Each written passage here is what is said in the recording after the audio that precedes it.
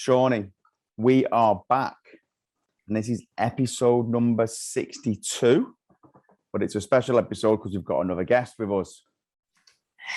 Do you know who the guest? Do you know who the guest is today? No.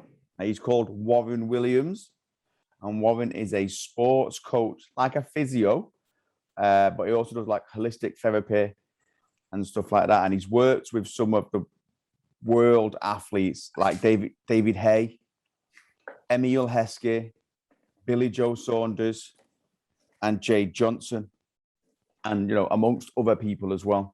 So today, hopefully, we'll find out exactly what he does or how he works with those people and how he helps them and how he got started and what he hopes to gain into the future.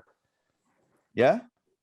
Yeah. So hopefully the people listening will be able to have a nice listen to this and learn about sports therapy and recovery and stuff like that. So sit back, relax, and enjoy our chat with Warren Williams. Welcome to Dads and Lads, a podcast with me, Stuart, and my lad, Shaun. Listen as we discuss life with Shaun's learning difficulties and football, with everything in between.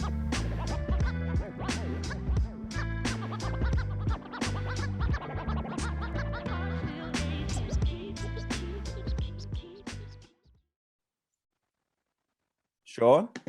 Yeah. As promised, we've been joined by Warren Williams. You're going to say hello, mate? Hi. Hey, Shaun. Hi, How mate. you doing? Fine. Right, yeah, that's what he always says. Right, Warren, you are a sports coach, and we've done a lot of research, and you are far too qualified for me to mention all the qualifications that you've got. It was like 3 pages long. I've wrote a few of them down. You're a graduate of the CHEK Institute. You're a karate second dan black belt. Yeah. You're a British Board of Boxing Control certified coach and a holistic lifestyle coach.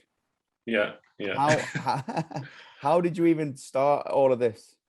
Yeah. Well, I was kind of, the main thing for me, guys, was actually comics. I know that sounds weird, but comics got me into a lot of this stuff. So when I was a lot younger, probably about 7 or 8 years old, I started to get into comics, and I was fascinated by the ability for them to transcend normal humans and to do things that humans can't do. And so from that, I was like, I want to be like them. So I started to say, what do they do? Like, one of the things they do is martial arts, right? So let me start doing martial arts. So that was my biggest influence, was just really seeing that there was something more that we could aspire for, like not being a regular human, something that, I always say to people that I've heard, I'm sure you've heard this before, you're not here to fit in, you're here to stand out. Yep. So I always see the superheroes being larger than life and they're standing out.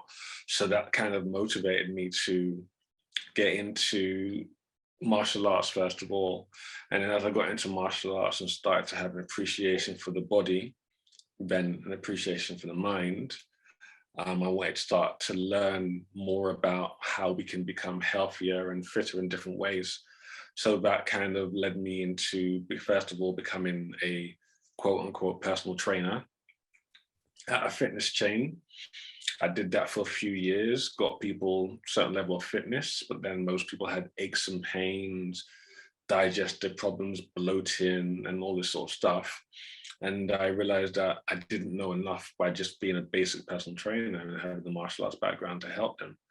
So I started to study, and my manager at the time at the gym had been looking into a lot more Eastern medicine, Eastern philosophy. And he booked us both to go and do a workshop that was being presented in London. And he, unfortunately, left the country. He went to travel, the Far East, but he'd already paid for me to go. So I might as well go, I'm getting paid for. So I went and I did a talk with this man who, became one of my main teachers, a man called CHEK, who's trained just ridiculous amount of people. I mean, really, really famous people throughout the sports world. And he just knew more than I'd ever heard anyone explain in my life. And so I started to study every single one of his programs. So I literally traveled around the world studying his stuff. I went to Australia, studied in America, studied in Denmark, studied in the UK, obviously, and just traveled around and tried to learn as much as I can. And the more I learn, there's more to learn, you know? Yeah. So I started, so I'm just going to clean this. So I started just to, we forget, you know, your thumb goes on it, it just blocks the camera. So I started to just study as much as I could. And again, the more problems that I saw, the more stones I unturned, the more I wanted to study more. And that's why I've, you know, studied so much stuff. So when you said there about bloating, can certain exercises reduce bloating, or is it just what we eat and drink?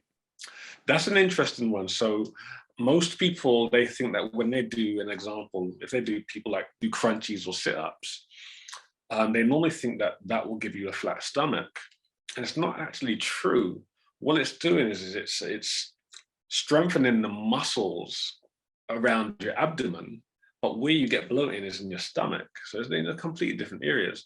So the stomach sits under the sheet of muscle that you have above it. This is interesting. Normally, when people have bloating, that's normally gases in the stomach, fermentation of bacteria. So let me make it simple. So every single time we eat something, we have bacteria in our body. The bacteria itself literally is the only thing that produces gas. And if we have too much bacteria in our stomach, we get too much gas and too much fermentation. It creates bloating. And whenever there's bloating, organs need to expand because the bloating creates expansion and contraction. So the organs need to expand. Now, if we actually see and go, oh my gosh, I've got a bit of a pudgy stomach, I'm going to start exercising. What you're doing is you're going against what the body needs to do to survive. Whenever there's expansion, the body needs space to expand into. So it's actually making the stomach expand because it takes the pressure off the organs. But then if you start to, from a vanity point of view, try to flatten your stomach, what you're doing is you're putting pressure against the organ that's trying to expand against it. And it actually makes it worse. Right. So just make your stomach expand if it's naturally wanting to expand, is my point, and deal with the actual problem, which is digestive. Yeah, I only ask because, I mean, I exercise quite a bit. I've done triathlons, and when I'm in the gym now, or I go for a run, I can physically see that my stomach's got bigger by the time I get back. And I ask people, say, why does it happen? And everyone's like, well, I don't know. Nobody seems to know why I swell up when I run or exercise in general. Yeah. Are you drinking water when you're exercising? Because that could be part of it. Yeah, I drink water. Yeah, and but I just never got. My girlfriend thinks I've got a hernia. She keeps saying, "You've definitely got a hernia. Your stomach just swells up and then goes back down again." But so if it swells up and goes back down, and it's only because you've had water, you haven't had anything else. You haven't had like when I say that, as in, have you had like a sports drink or something? No, I just have water. I don't have water. Too much sugar in them sports drinks for me. Yeah, there is. Yeah, I mean, if that's the case, and you get an expansion whilst you're exercising, but when you finish, you don't. Yeah, it goes down. Yeah. Okay. So what that basically is the organs and muscles. Yeah. Think about this. Okay. Let's say you consume 2,000 calories a day. Okay. As an average, that's just the average man. Actually, the average man is 2,500. Some of those calories are going to your organs. Some of those calories go to your muscles. The organs are more important to survive. You can survive without a bicep. You can't survive without a lung. Important, organs are far more important. So what happens is there's a compensation between muscles and organs all the time.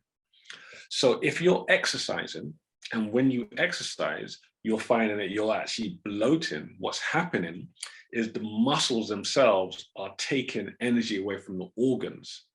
And because of that compensation pattern, the organs can't do what they need to, which is relax.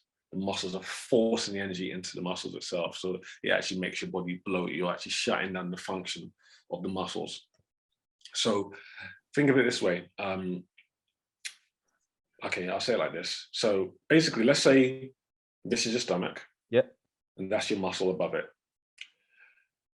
I don't know if you've heard this term spot reduce. Like people think that you can target an area of your body and burn fat. Yeah, you can't target fat loss. Yeah, exactly. I've been trained. Yeah, yeah. So exactly, you can't target fat. You can you can target muscle. If you want to work your muscle, you just work the muscle, you activate the muscle, but you can't target the fat next to the muscle. It's just not how it works. So this is called something called a reflex inhibition. So the muscle above an organ can get shut down by the organ below it. Right. So if you have a problem with an organ, so for you, I think you have some issue with your colon, which is the large intestines, the last area before you poop, that last stage. You have some issue with that. And as soon as you exercise, this reflex inhibition, what it does is it shuts down any muscle above an organ that has been compromised. It automatically just shuts it down because it doesn't want to make the muscle worse. So it shuts the muscle directly on top of it down. And that's pretty much what you're doing. So what I reckon you should probably do, have you heard of colonics? Yeah. Yeah. If you haven't had one, get yourself a colonic, because it probably means that you've got some backed up waste that's still in your colon. And if it might sound strange, but example, what's his name? That really famous cowboy guy. John Wayne. John Wayne, exactly. Yeah. So he died of bowel cancer. Right. Yeah. He actually had undigested food in his bowel going back 15, 20 years.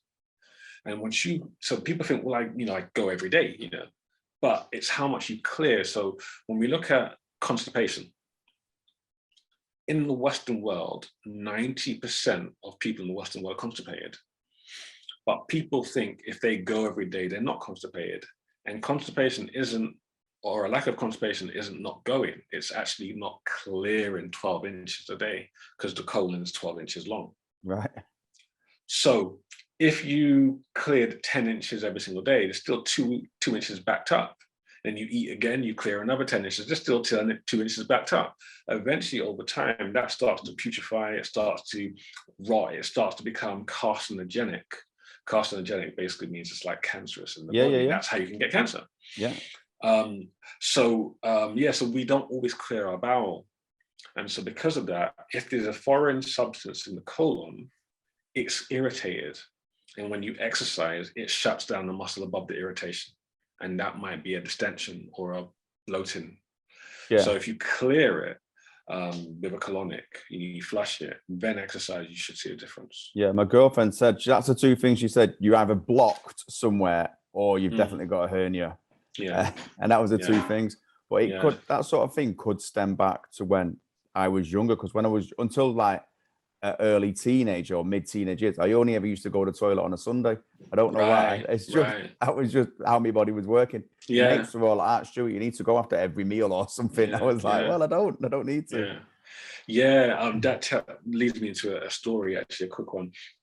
My instructor was talking about how he was, when we assess people for nutritional health, we give them these questionnaires, and one of the questions was, how often do you go?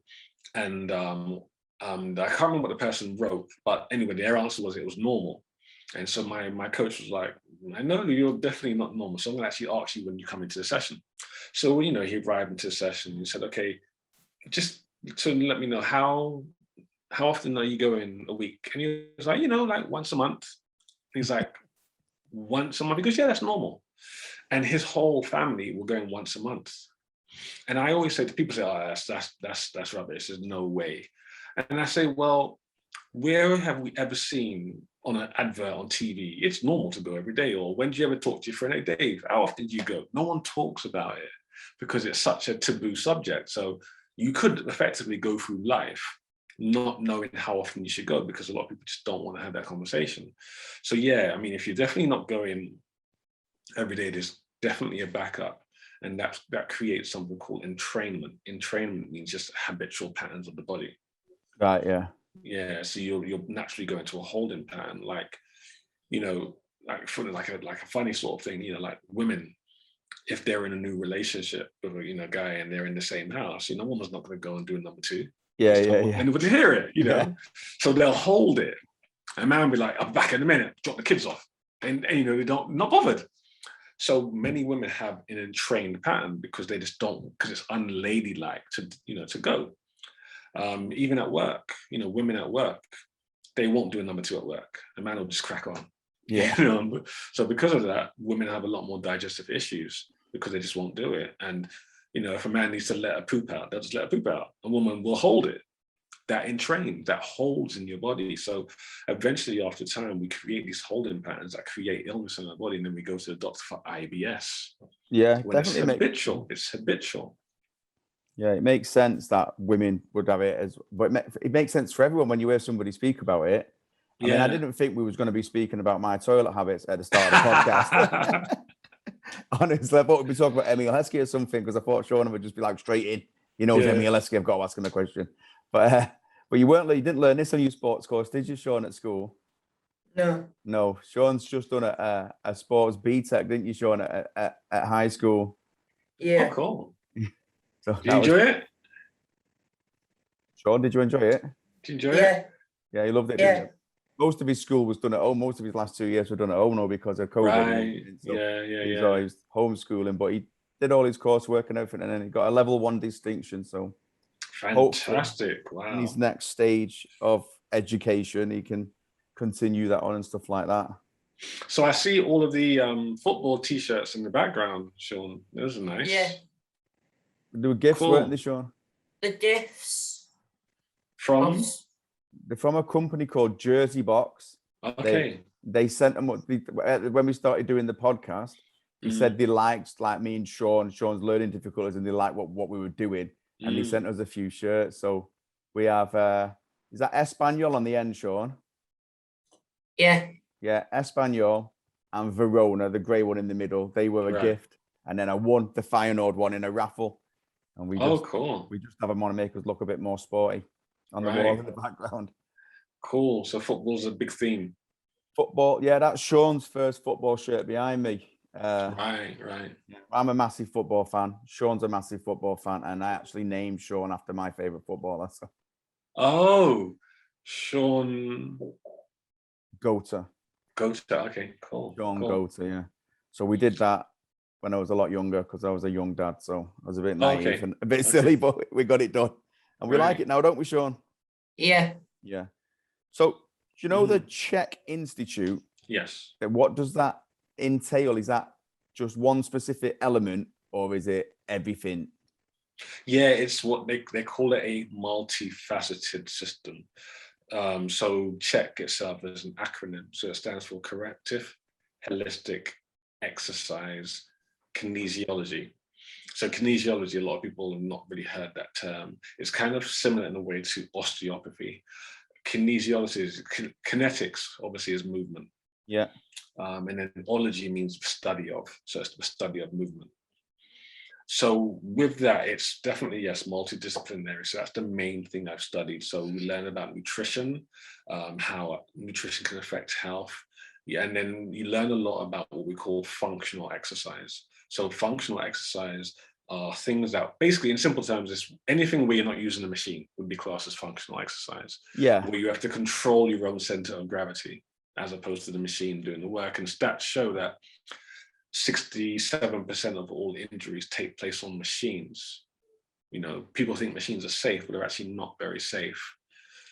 Simply because the body, it's impossible. Like if you were to watch a swimmer and they were to film him and show him swimming, no swimmer does the exact same repetition every single time. If you remember like terms like RSI, repetitive stress injuries, like people that are carpenters would get stuff like that, or carpal tunnel syndrome and stuff like that. It's because we're doing similar patterns repetitively over time and we get injuries through it. The point here is the body doesn't like to replicate the exact same movement. And because machines, you have no option. You do the exact same movement, it creates more injuries. And also because you don't need to control the movement with the rest of your body, what happens is the prime movers of a muscle become so much stronger than the supporting muscle that you create a muscle imbalance. You might look better, but you feel, my coach always says, fit sick people. Right, yeah.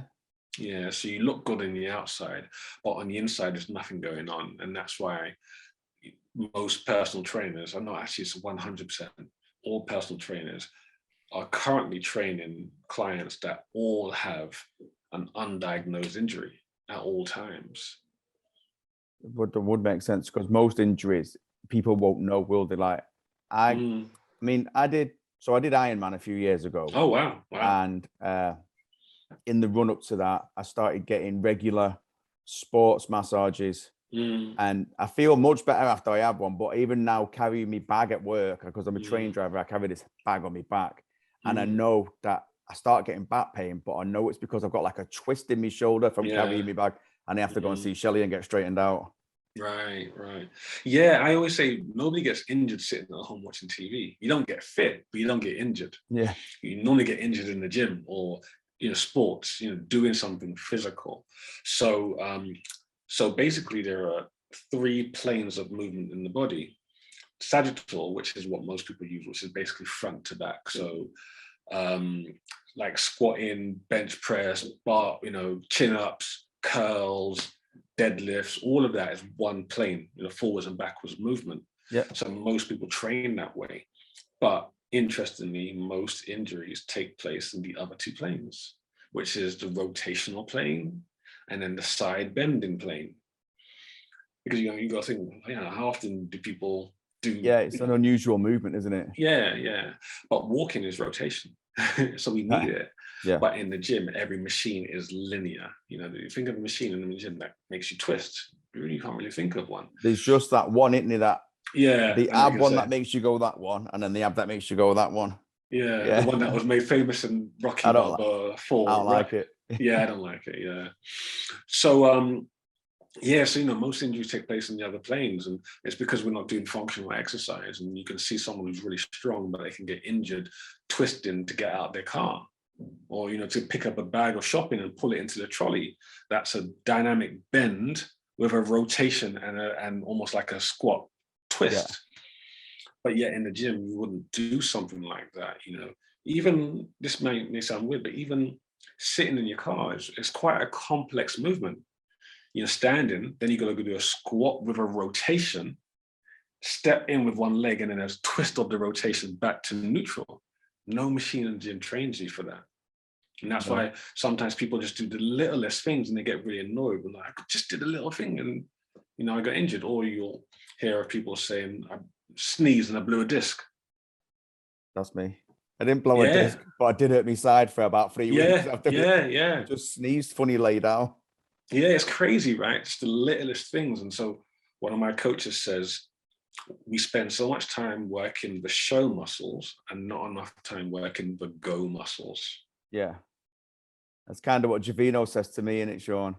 Yeah. Yeah, because I have a personal trainer and he's a good friend of mine and he really helps me. And he helped when I was at my biggest, when I first met him. So I did no exercise until I was about 30. I'm now 39. Right. But so when I met Javino, I was like 21 stone and a bit of a mess. And I couldn't keep up with Shaun. Shaun was little and he wanted to run around everywhere and I just couldn't do it anymore. So I met Jay on Twitter and I'd been trying to get help off people and they would be like, yeah, it's £60 an hour. And I was like, well, I've not got £60 an hour. So I can't do this. And then I met Jay and he spoke to me for 2 weeks, didn't ask me for anything. And then said, I've got these classes, they're £1. But all these classes are mainly functional movements, squatting and moving side to side. And a lot of when I first started, it was me and 6 old women. But now he's got his own gym and he still trains us now. But most of the stuff is like some of it's strength stuff and we do pure strength stuff. But a lot of it as well is like moving about in a way that gets you knackered very much. It's just like, do you know what I mean? Them sort of exercises, like we're doing the things the other day where he had us holding on the ropes and making us stand up and go back down, but always all through our core. And it's like the hardest thing I've ever done, but it was only standing up. Yeah, it's crazy, like just how, like even sometimes I'm baffled when you see mothers carrying a 5-year-old miles, like to walk back to the car, and I'm like, I do it for 5 minutes, my arms are just fatiguing. It's like, it's amazing that they're so functionally strong in that sense, and we just take it for granted because we can bench press in a controlled environment. But carrying a moving baby, for a long period of time, like sometimes it's holding the baby for hours. that takes true functional strength. So sometimes I'm training women. I give you a quick story. Actually, I remember I was training Jade Johnson, who was a 3-time Olympian, long jumper, 7-time British long jump champion. Commonwealth silver medalist. Yes, right. Yeah. He was doing his research. And I remember when she first came in to see me, I was just finishing off training a woman, and she shared this story when we did the conference. And this woman who had 2 children was doing exercise, and Jade would say she's so in touch with her body, she could look at an exercise and tell if she could do it. And she said her body said, hell no. And it was, watching a mum doing a functional exercise, and she's an Olympic athlete. She knew she couldn't do it. And it just goes to show, as my coach says, athletes perform well in spite of their exercise program, not because of it. Yeah. Well, I watched that video of Jade Johnson. So it must have been some weird exercise that she couldn't do, because I watched her jump onto a ball and stand still. Yeah. This was the start when she first came to me, prior to doing all of the functional stuff that we did afterwards. Yeah, I was watching it. I thought, that's not possible. I could barely sit on one of them balls. Yeah, it just goes to show how dysfunctional we are nowadays, even though we can look good, just because we're not really training. And obviously, this leads to what you were going to kind of ask about the footballers. So we can kind of touch on that sort of stuff. And yeah, have you got a question, Shaun? Yeah. Go on then. What is the difference in training a pro athlete and an everyday person? It's a good question. It's a really good question. So the difference is mindset. The athletes will never take no for an answer. They will, they're so driven. They will literally keep trying, even if they keep failing. So that's the main difference, is their drive. They will keep pushing and keep going. What most people think is that athletes can do more, but they can't. As I just said, most of the athletes are shockingly very, very unfunctional, even though they perform well in sport. The things that they cannot do is surprising. And is that because they train for that one specific thing? Like Jade Johnson, she trained to run that 20 meters and jump as far as she can. Yeah. Is that why they're not functional in other areas?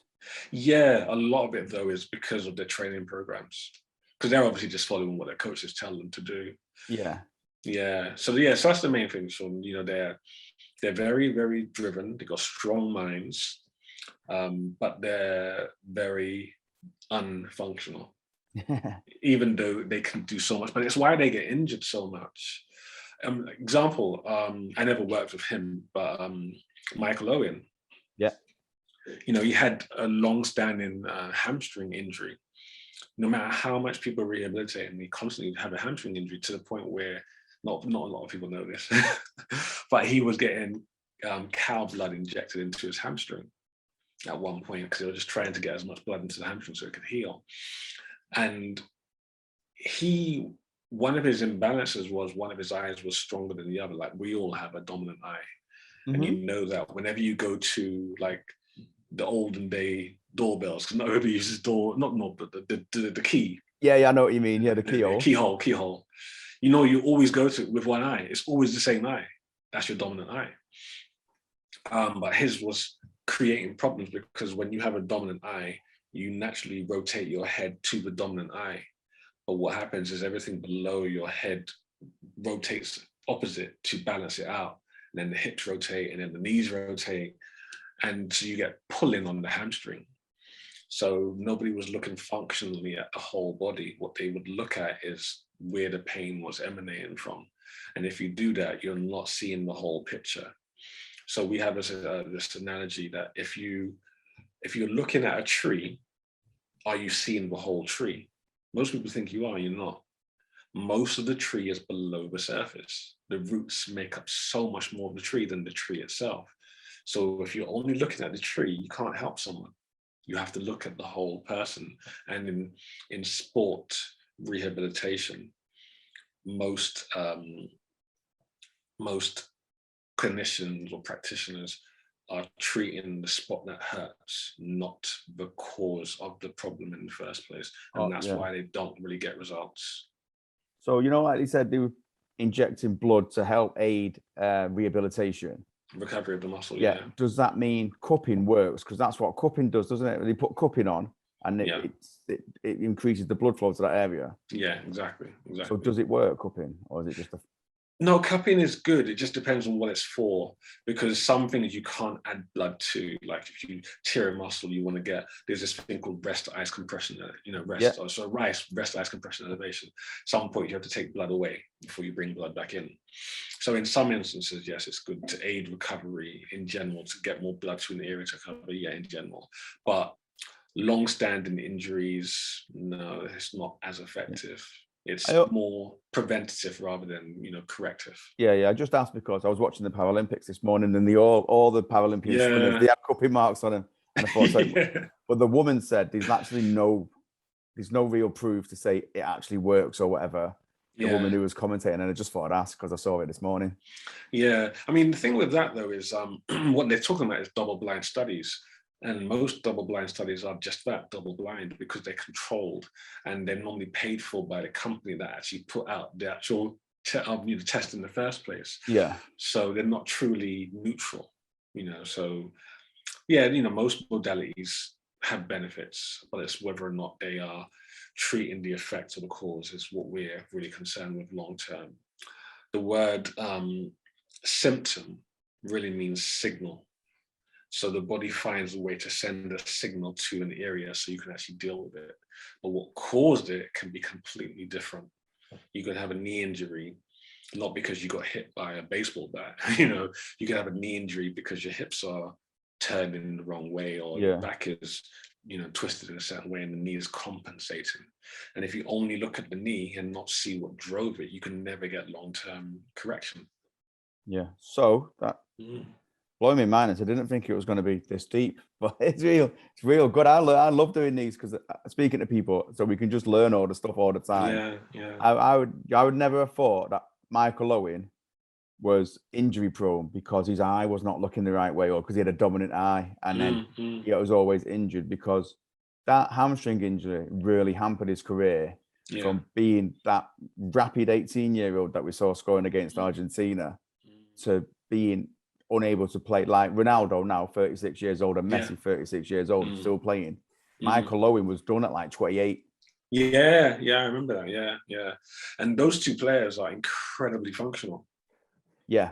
And very, very, I mean, I think Ronaldo does stuff, he practices things with his eyes closed. So, and as soon as you close your eyes, if you were to do a squat with your eyes closed, 72% of your balance is visual. So what you're doing is you're recruiting far more muscle fibers straight away. So it makes you far more functional straight away. No, it didn't mean close your eyes now, Shaun. Shaun's trying to sit down with his eyes closed. So some of the people you've worked with: Emile Heskey, Billy Joe Saunders, Jade Johnson, David Haye, and Kieran Richardson. Emile Heskey actually said, "I wish I'd met you when he was in his teens." So what is it you offer these world-class athletes to help them? Because I know you, Billy Joe Saunders, you helped him make weight when he was struggling to make weight. And David Haye came when he had his back injury.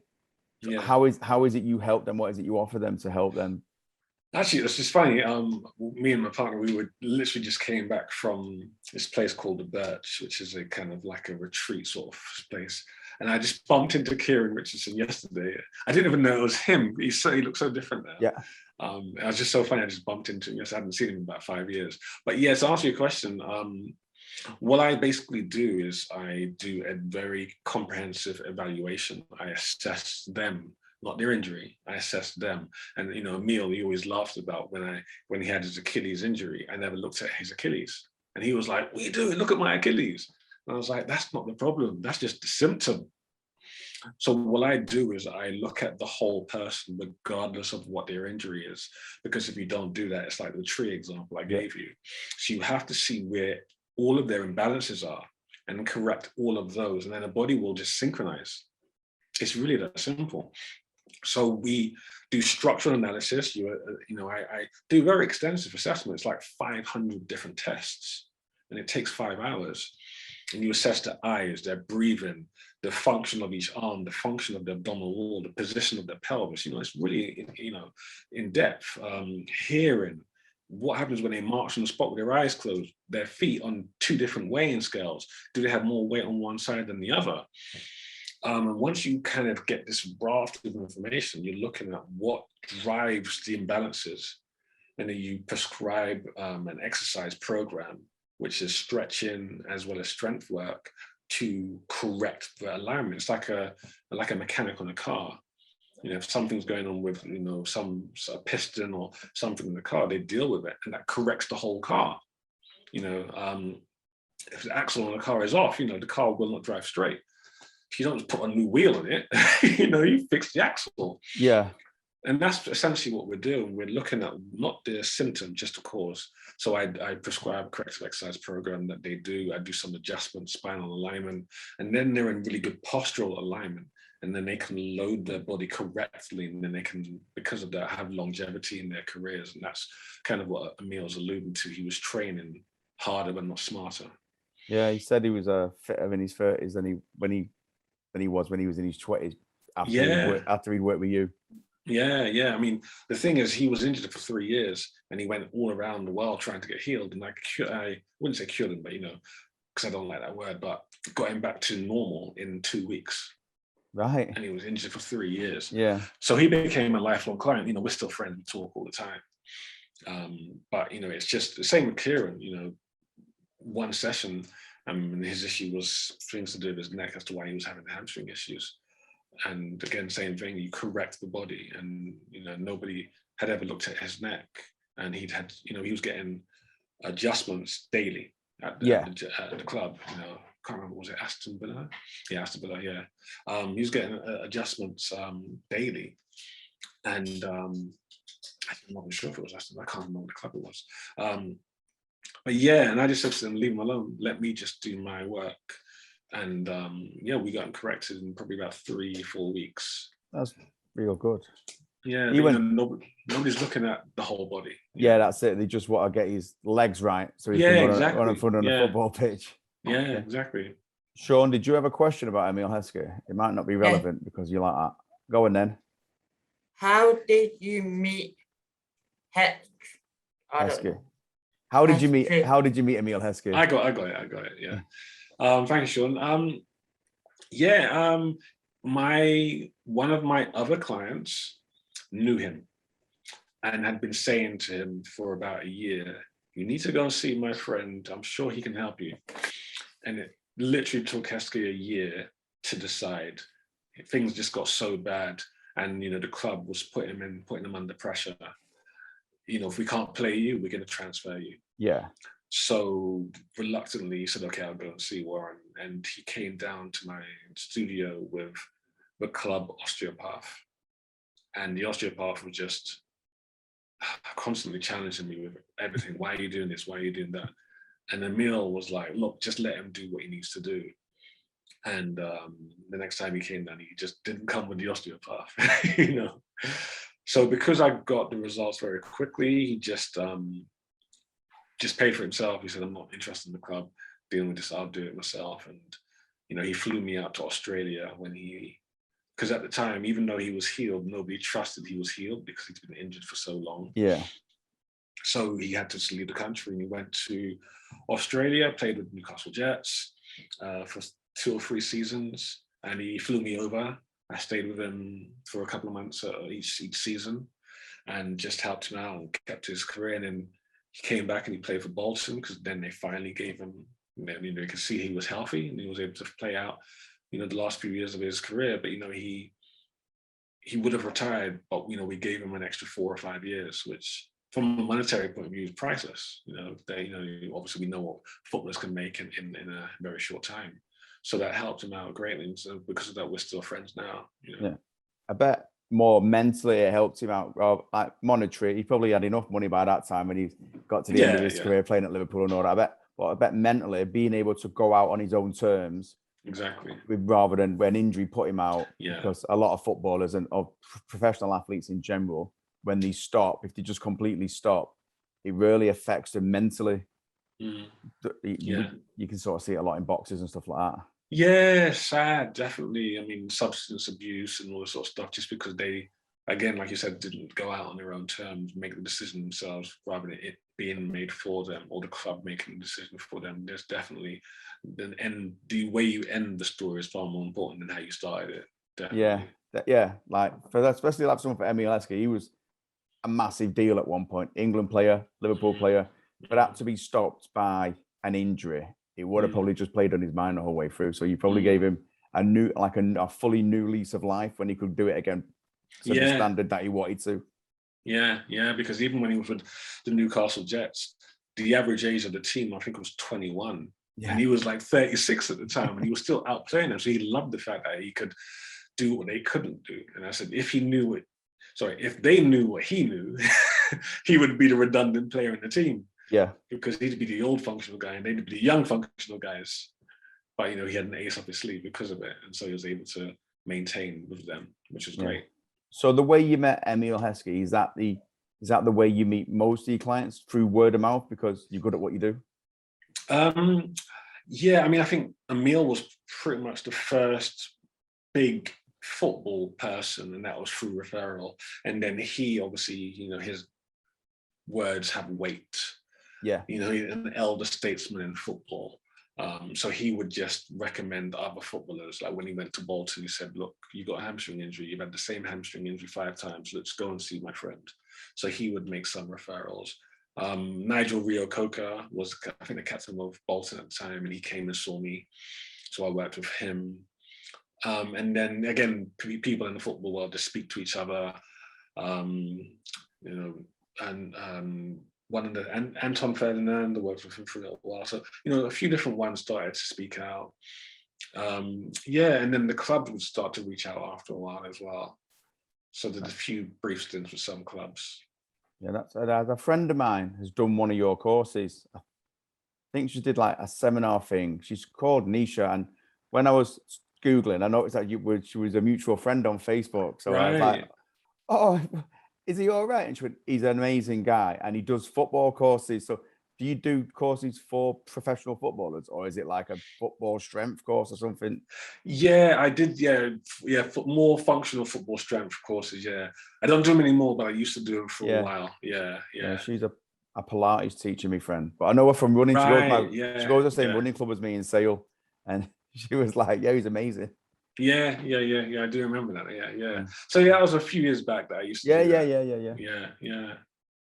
So on your website, it says you do holistic therapy.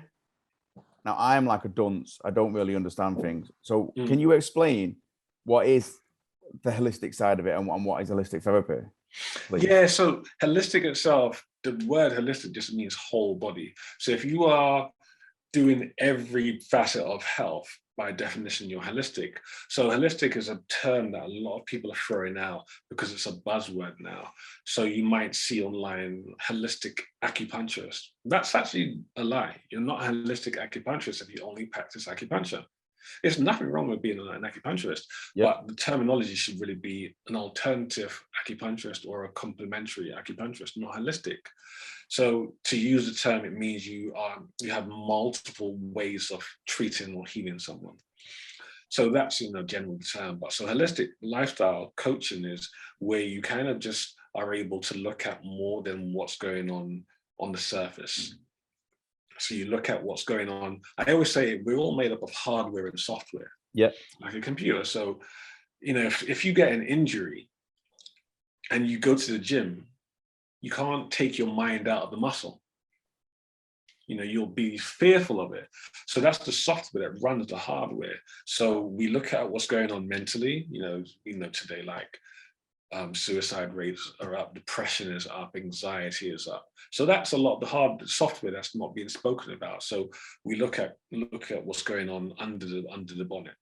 So we coach people mentally, emotionally, what's going on, the limiting beliefs that they have, lack of fulfillment. Because most people are unfulfilled. Even if you're rich, you could be unfulfilled. So we look at that. Then we look at nutrition, what's going on for you, not nutrition just to lose weight, but nutrition for life. So we try to get people to figure out or we help people figure out what we call metabolic type is, or the primal type, which means figure out what foods work best for you based on your genealogy. You know, that saying, one man's food is another man's poison. Is that an actual thing now? Because I see things like Facebook sponsored adverts, because I'm always Googling the best diet or whatever. And that comes up like, eat for this or eat for that. And I tried being vegan. Yeah, I mean, vegan's a buzzword now. I tried it. I was 18 months I was vegan, and then okay. I was all right, but I thought if I could just eat a normal pizza, I don't have to eat a vegan pizza. I was all right, because my coach, my mate, who's a triathlon coach, he set me up my plan for Ironman. And he said, you can eat this many calories a day. And I was like, well, that's easy, because I'm just going to get a vegan pizza and a vegan burger. I've not really got to think about what I'm eating. But it was then afterwards, I wasn't doing Ironman. And then I was putting weight on, because I was just eating like processed fake meat. And I never used to eat processed meat before. I was normally just eat like steak or something. And then, so now I've started eating processed fake meat, and it's just like no better for me. So it wasn't really a health thing. I mean, so there's definitely based on, so, you know, real quick, when you split the planet into hot and cold, we call it polar type and equatorial type. And anything closer to the equator is hotter, anything closer to the poles are colder. So based on that, wherever you are, wherever you originate from, determines what foods you should be eating based on it. So in a polar climate, there's less vegetation because the ground freezes over. So because of that, people that are born in those areas would do better based on their genetic inheritance to that area, would do better on foods that don't have as much vegetables in it, because the ground freezes over. So they would be classed as polar types, like the Eskimos. You know, there's hardly any vegetation, so they could never be vegan. You know, that'd be possible. Just eat ice. Just be on ice. So that wouldn't work for them. So that's so it definitely goes back to that. And then obviously people that live closer to the equator, there's naturally more vegetation occurring, so they can eat far more plants, and that's what we call the equatorial types. So what we all should do is figure out what our type is, and, you know, the way you figure that out easily is just figure out where, you know, your mother, father, or grandmother, father came from, and wherever they originated, whatever the temperature is of that tells you whether you should be eating mainly proteins or mainly carbs. Like, you know, many Asians are vegetarian. Well, they're from a hot climate, so it's okay. The problem is when we get into an ism, like says veganism, and you have a yogi in India telling people in England, follow yoga, but be like me and eat vegetables, when they're in a cold climate and he's in a hot climate. It makes no sense. So that's an ism that we need to break. So vegetarian, veganism work. It's just depending on where you came from. And then carnivore type or polar types work depending on where you come from. So definitely one man's food is another man's poison is real. So for us, like, we're northern, so just fish and chips every day. I mean, obviously, we're talking about, I know you're joking, but obviously you're talking at the ratio wise. Yeah, you're definitely right. If you're northern, then you would do better on food that's specific to the climate. So higher propensity for meats and fats would support. And normally that's around 20% carbs and 50% proteins and about 20% fats would be normal. For your ratio. And again, obviously, then you got to get into the quality, good quality, good sources, real sources of food. As my coach said, if it wasn't here 10,000 years ago, don't eat it. Right. So can you say banana? Can you say chicken? Real food. Yeah, if you can't, one word. If you can't pronounce it on the label, don't eat it. Yeah. They don't need an ingredients label on steak, do they, or bananas? It's just one ingredient. Yeah, exactly. So, and you see that, like, I'm not going to say name brands, but, there's certain things on the market, and there's like 50 ingredients in it. And it's supposed to be an orange juice, and not one of them's orange. Yeah, I get what you mean, yeah. It's crazy. When it says on the bottle, freshly squeezed. Exactly. And then things like added or fortified with. That's another trick. If they've had to add fiber or add sugar or add whatever flavor, it's not natural, because again, an animal dies, you cut it, it's still there. Why do you need to add to it? You don't need to add to it, you just cut it off and eat it. Yeah. So so that's the easy thing. And the other thing is the best solution for pollution is dilution. So drink water. Just drink lots of water, and that's healthy. So so that's the holistic lifestyle side of things. We kind of help people kind of balance their lifestyle. So sometimes people eat really late. We help to change that. If you go to bed too late, it affects your circadian or wake-sleep cycle rhythms, and you can get more stress in your body. So we help people correct that. If you are working 78 hours a week and you burn yourself out because you're chasing a dream, we try to rationalize that and look at the functionality of that versus being fulfilled. So, you start to coach people on those important things, making better connections with families, spending time by yourself, introspective work, self-work, journaling, writing down your thoughts and your feelings, learning to express yourself, artwork, becoming really creative. Like children, all children write and draw. When we get to adults, we forget about all those things that made us happy. So, getting people to say, what did you want to do when you grew up, when you were a child? What did you do when you were happy? And more importantly, what did you give up to do what you're doing now? And most people gave up so many dreams to do what they're doing. That's why they're unfulfilled. So start going back and finding those things. Like you might say, I used to do I used to go to the pub every week with my friends. We used to play dart. That made me happy. I don't do it. I'm too busy. That's why you're unfulfilled. I used to have a WhatsApp group with my friends. We used to go rollerblading. We don't do that. Okay, start doing it again. Find the things that you gave up because your life became too busy, and you'll find happiness again. That is a quality message to end on, I think. Cool. I think that's just not to end, but that is find what you like, what you gave up to make yourself so for your job. Basically, a lot of people, like I say, a lot of people are working too many hours and they haven't got time to make themselves happy. They're doing the things that they were happy. Exactly. You're working to be happy, but you have no time to be happy because you're working. Yeah. It makes no sense. We are human beings, not human doings. Yeah, definitely. What is it my mate always says, who I got the football with? Because I work quite a bit of overtime, but I also get quite a bit of time off, so it sort of evens itself out. But he always says, Stu, we work to live, not live to work. That's right, yeah. I was like, all right, mate. If I'm ever missing the football to go to work, he's like, no, we don't miss the football to go to work. Just as a note, what teams do you guys support? Shaun? City. Yeah, Manchester City. Oh, okay, cool. What about yourself? I used to support Liverpool, but I'm not a football supporter anymore. Are you from the north of England then? No. It's so weird that, right? Some people that live in London that actually support teams up north, like my brother's an avid Liverpool fan.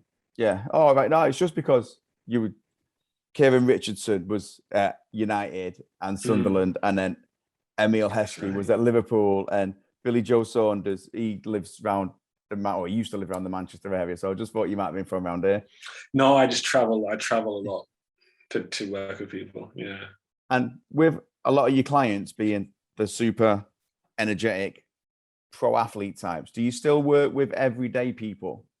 Yeah, I actually don't really work with as many, like percentage-wise. Probably 10% of my clients are the elite athletes now, and most of them are just everyday people now. I just find it a lot easier. A lot of athletes are quite prima donnas. Yeah, their personalities, they're very high motivational people, but very hard to work with because they're so self-indulgent.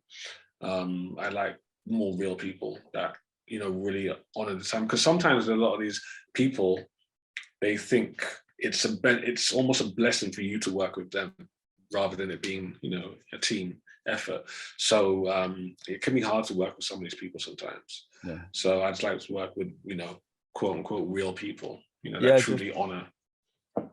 Yeah, because a lot of people don't, like you said before, they don't know they're injured. And it wouldn't have been till speaking to someone who knows what they're talking about where they find out, you've got one leg shorter than the other or something. That's why your back's knackered, or that's why it hurts when you walk. And so, And so before we end, where can people find you on the old social media? If you're on social media. Everybody seems to be on it these days. Everybody's on social media. Yeah. There was I remember saw this Buddhist quote some years ago, and a monk student said to his master, "Is it okay if we use emails?" And he said, "Yes, as long as there are no attachments." And, you know, twofold, like attachments as in attach a picture, or attachments as in being attached. So Yeah. it's quite funny. So, so on Instagram, it's Warren Coaching on Instagram. And obviously, as you know, the website address is warrenwilliamscoaching.com. So just at Warren Williams Coaching on Instagram. Warren Coaching. Warren Coaching, so yeah. I'll put it. I'll link it into the show notes and everything. And if that's all right with you, we'll make sure that everything people can find you, because I'm sure people have heard loads of stuff today from you. Because I'm intrigued by it all, mate.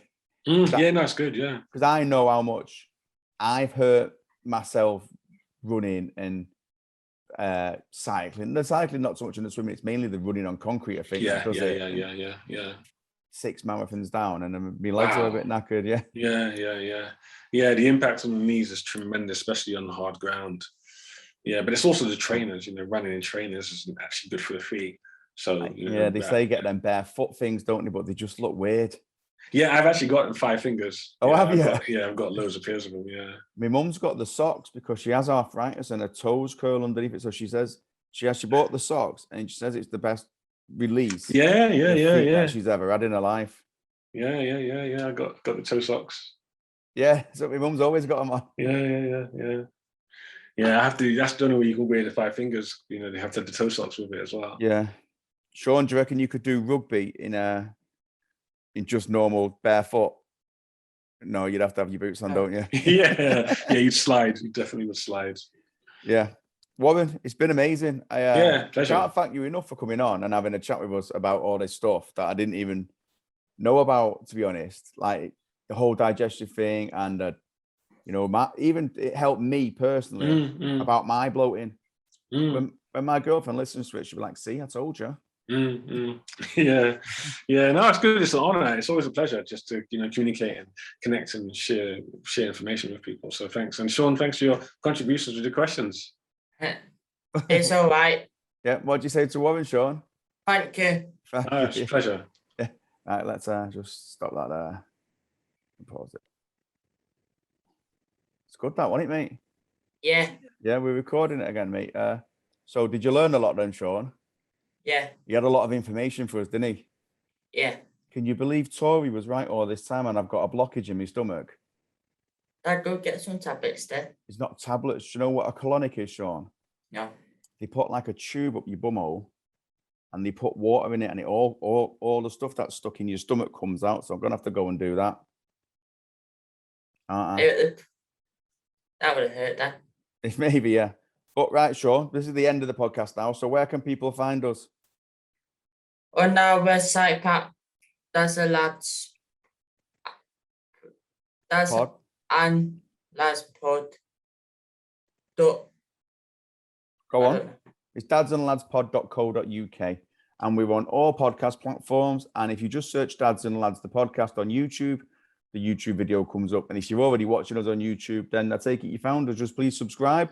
And wherever you're listening to, subscribe to us there as well. And we're on Instagram. Press the notifications. Pardon? Press the notifications. Press the notifications as well. Apparently that's important, according to Shaun. And we're on YouTube is saying it. YouTube say it. So yeah, we're on that, and we're on Instagram, TikTok, and Facebook and Twitter. Just search Dads and Lads the podcast and all those, and we come up. Thank you for listening. Take care, and we will see you again shortly.